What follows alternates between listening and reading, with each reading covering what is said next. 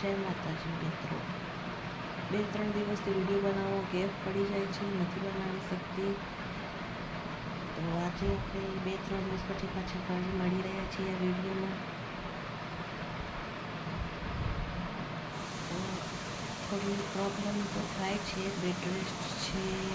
હવે આપણે એ સ્ટેજ ઉપર છીએ પ્રેગ્નન્સીમાં કે હવે ઓલમોસ્ટ બધું સંઘર્ષ કરીને કંઈક આપણે ફળ જળનારું છે. 2-3 દિવસથી વિડીયો નથી બનાવી શકતી અને કારણ બસ માત્ર એટલું છે કે કાંઈ ખવાતું નથી, સરખું ટાઈમ સચવાતો નથી ખાવા પીવાનો. હું હમણાં હરીફરી નથી શકતી, તો વિડીયોમાં માત્ર મારા જમવાનું રૂટીન બસ એ જ બતાવું છું. અને બીજી વાત એ કે ભલે હું વિડીયો બનાવું અને પછી પાછળથી મારા અવાજમાં તમને બધું કહું છું, તો હમણાં એ પણ નથી થતું, કેમ કે બ્લડ પ્રેશર મારું થોડું હાઈ રહે છે હમણાં. એના કારણે હું કાંઈ બોલવા જાઉં છું તો હાંફી જવાય છે, બોલી નથી શકાતું. અને આમના આમ જ આ જ પોઝિશનમાં આમ સૂતું રહેવાનું હોય છે. એના કારણે બધું બેબીનું વજન અને જમવાનું પાણી બધું અહીંયા જ જાણે ભરાઈ રહ્યું હોય એમ થાય છે કે મારાથી બોલી નથી શકાતું. બોલતાં બોલતાં મને તકલીફ પડે છે શ્વાસ લેવામાં. અને લાસ્ટ 2-3 દિવસમાં અને રાતમાં એવું થતું હતું કે આખી રાત મારું જાગવામાં જતું હતું, ગભરામણ થાય, શ્વાસ ના લેવાય. એવું નથી ગરમીના કારણે, પણ મારા બ્લડ પ્રેશરના વધઘટ થવાના કારણે બધી પ્રોબ્લેમ થતી હતી. એના કારણે મને એમ થયું કે વિડીયો બનાવવા કરતાં પહેલાં મારું ધ્યાન રાખવું ઘણું જરૂરી છે. તેથી મને કંઈ તકલીફ થશે તો તાત્કાલિક દવાખાને જવું પડશે. હજુ દવાખાને જવાનો ટાઈમ છે ને દવાખાના અમારા અહીંયા નજીક પણ નથી. દવાખાના જવા માટે 65 કિલોમીટર જવું પડે છે.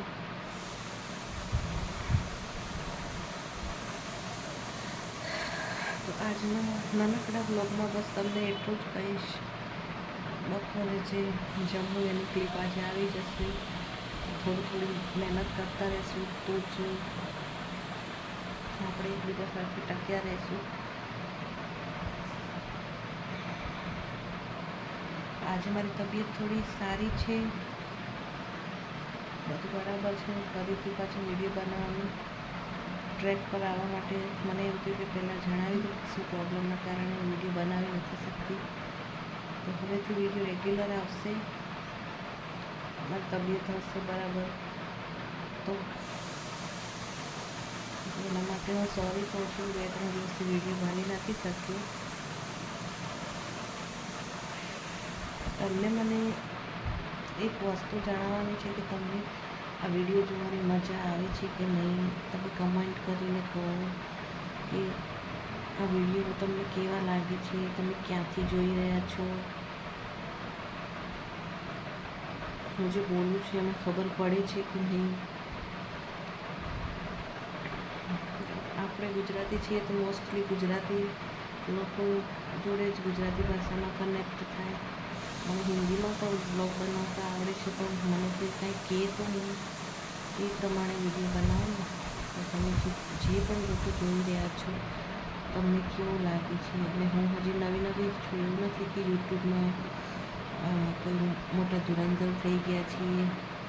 તો આપણી પાસે નથી કોઈ સ્પેશિયલ કેમેરા, કે નથી કોઈ સ્પેશિયલ સ્ટેન્ડ, નથી કોઈ રિંગ લાઇટ, કે નથી મોટી ઓડિયન્સ કે એક વિડીયો 1 મિનિટમાં મૂકીશું ને આપણે માણસો વાહ કરી નાખશે. હજી ઘણું બધું શીખવાનું બાકી છે. હજી હું પોતે આખું રો મટીરિયલ જ છું. વિડીયો બનાવવામાં જેવું આવડે છે એવું તમારા સામે મૂકું છું.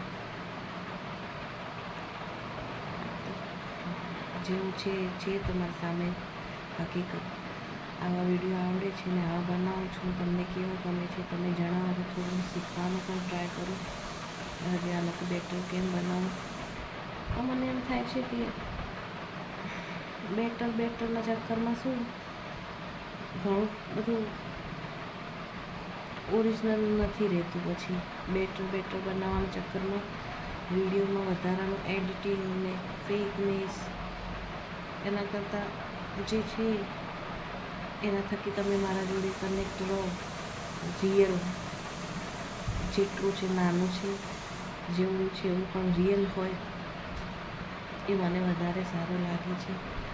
તો તમે મને કહેજો તમને કેવા લાગે છે મારા વિડીયો. આપણે નવા બ્લોગમાં મળીએ અને આવી જ રીતે તમારો સાથ રહેશે તો યુટ્યુબમાં આપણે આગળ પણ વિડીયોમાં સાથે જ રહીશું. થેન્ક યુ સો મચ મારો વિડીયો જોવા માટે. અને અહીંયા સુધી તમે જોઈ રહ્યા છો તો એનો મતલબ તમે મારી વાતો સાંભળી રહ્યા છો અને સમજી રહ્યા છો. એના માટે થેન્ક યુ સો મચ. મળીએ નવા વિડીયોમાં. Bye bye.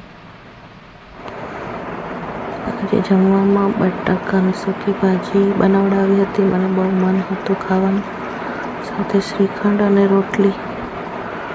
આજના જમવામાં એ હતું.